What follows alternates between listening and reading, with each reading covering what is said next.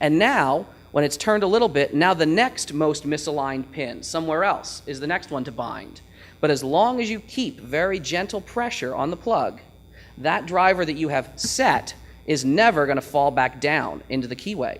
You've taken it out of the equation, and you can go through the whole lock, pop, pop, pop, hunting around, trying to find which pins are binding, and eventually get them all. It's really, really simple. So here we have a lock with a plug under pressure, lifting, and those didn't feel like much, but this pin stack, you felt a little click. You're like, ooh, that's interesting, these are loose. Here's a little tight, and you feel a click. So you're hunting around always trying to find the tight binding pin stack and push it gently until it clicks. And when you eventually click, click, click, get the last one, now everything is open because nothing is holding the plug shut anymore. You all, I swear to you, you all can do this. You will be amazed at how easy it is. There's another technique known as raking. Raking is even simpler to do if you've ever seen certain pick tools that have kind of squiggly tips on the end of them. Raking is just scrubbing back and forth across all the pins. It's kind of like fuzzing the lock. You're trying to just throw everything you got at it and see what craps out. And a lot of the times, raking will pop a lock open even faster than that lifting method. Don't take my word for it, because what is a good con talk without potential live demo fail? We'll try to do this right in front of you here. Hopefully these really poor brands, which I'll cover that up, It's a blaster padlock.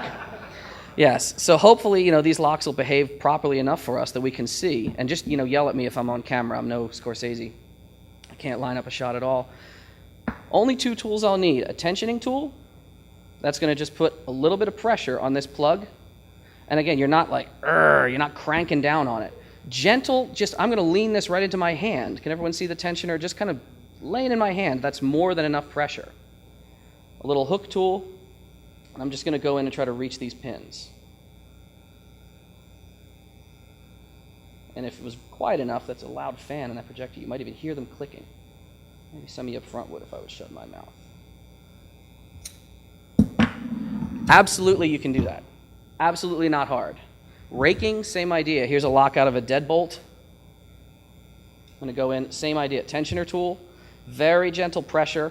Not going to use my hook. I'm going to grab a rake tool instead. And just vary your effort. Vary your pressure up, vary your angles. There we go, all right. Look a little longer that time, but again, just open. You are all going to do this. You're absolutely all going to do this. And what's more, these are locks you're all using probably somewhere. Don't rely on them and think of these as magical, impenetrable devices. They're really not. Another type of lock you have around your company, it's not a pin tumbler lock, but I'm sure you've got them, wafer locks. Incredibly popular in pre-built office furniture, in cabinets, all kind of things. Wafer locks are even simpler than pin tumbler locks, and it's one more just no-brain lock. It's just a sliver of metal. It's not even a split piece of, one pin, another pin. It's one piece of metal in the plug that can't be too low, can't be too high, just kind of has to line up right in the middle, and then it turns. I can't even tell you a sophisticated finesse way of attacking these other than just to say, rake them or use what are called jiggler tools on them. A jiggler tool, shown here in the middle and the top, it's essentially like almost a rake and a tensioner all in the same package. Practically, if the locks are bad enough, as most locks are, here's a filing cabinet lock. Jiggler tools, you can almost use them as keys, like old keys that have worn out. You have to bang around and be rough with them. Let me see if I can do this on camera. All right, I don't know if you can see that, but that's open. Yeah, and this has got a lot. There's like 5 wafers in here. That's a lot. There are 4 wafer, there's 3 wafer locks. I've seen a 2 wafer lock once on a power panel. So yeah, don't use that lock, please. These are all examples of that first grade of do not use this lock. But of course, we are using these locks. We're using locks like this sometimes. I saw this on a wiring closet once. Common Master Combo Padlock. Who's seen it? You all have. Who has used it? Who uses it at the gym? I know you're saying, Deviant, you don't know what a gym is. You don't know what they have there. Right. Do you know that you can open these? You guys, some of you must know, you can open these with beer can metal. Has anyone seen this before?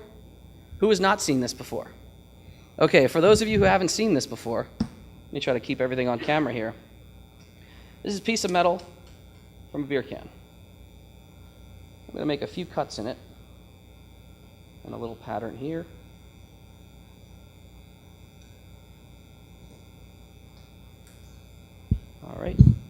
Gonna make a quick fold. You're all gonna learn how to do this in the village tomorrow too. Little bent piece of metal. I'll go into this lock.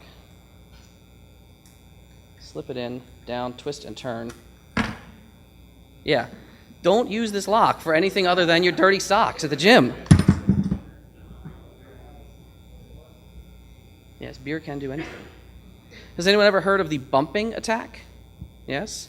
Anyone ever not heard of bumping? It's finally getting some word in the news. Bumping relies on basic Newtonian physics, like you all learned in high school. You slap a cue ball into the billiard stack, the two goes flying.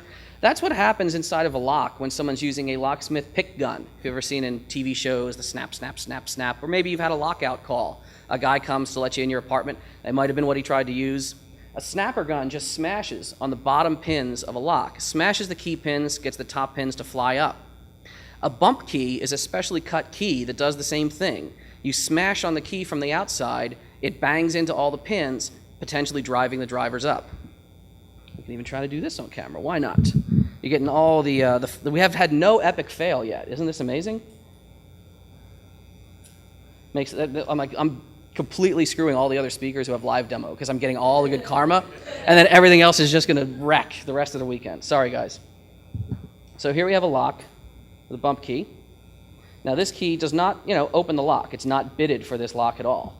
But if I take a good bump hammer here and just kind of get my hand in position and whack with it, there we go. That's open. Not open. Open. Every one of you can do this. Where are you using these locks? Well, unfortunately, you're using these everywhere. Anything that's listed as a ruggedized lock for outdoor purposes is usually really bad. It's usually designed to weather the elements. It's not designed to protect from these sorts of attacks. And of course, this lock in a great neighborhood of town can control the entire power of a building. And it's an awful, terrible lock. Power panels, all type of wafer locks on access panels, power panels, wiring panels. These are all crummy, pre-built locks that came with something you bought, did not ever think to replace, because whoever thinks of that. And just because you hired a locksmith at your facility to secure the front door, and that's great, I applaud you if you've done that, you probably still have a lot of really lousy locks laying around. And if someone can run a red team test on you and get in the building, usually with a wink and a smile, not even with my lock picks, once someone's in the building, if they're not being challenged, why are you in here, there's a lot someone can really do. Why are most locks this bad? It's a little outside the scope of this, but if you're curious, it has to do with standards. Most standards of locks, particularly in North America, are very industry-led. They're very, the industry rating itself. And almost all of them pertain to matters of brute force attack. Locks are, rated against how many foot-pounds of torque can you turn them with without cracking them in, how much, can you kick the door. Things like bumping, picking, even shimming, they're really not in these lock standards. Picking is an instantaneous attack.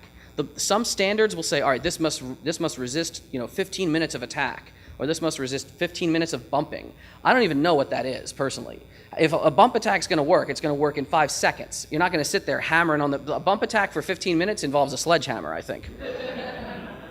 But yeah, the idea that, our lock is resistant for up to 15 minutes, that's pretty poor.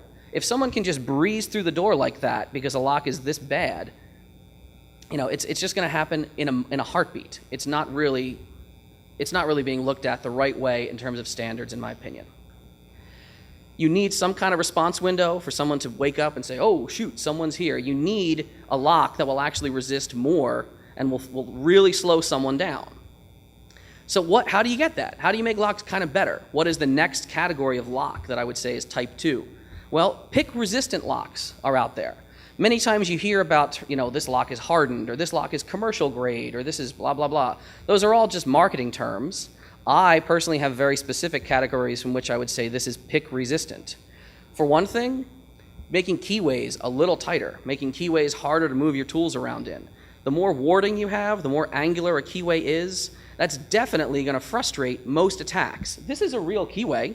It costs more to make, but it exists. We can do keyways right. We just don't because everyone has, I've seen this key forever. And can you make me 3 more locks on this key? The same KW1 and SC1, those 2 keys, the Schlage and Kwikset keys, there's a bajillion of them out there.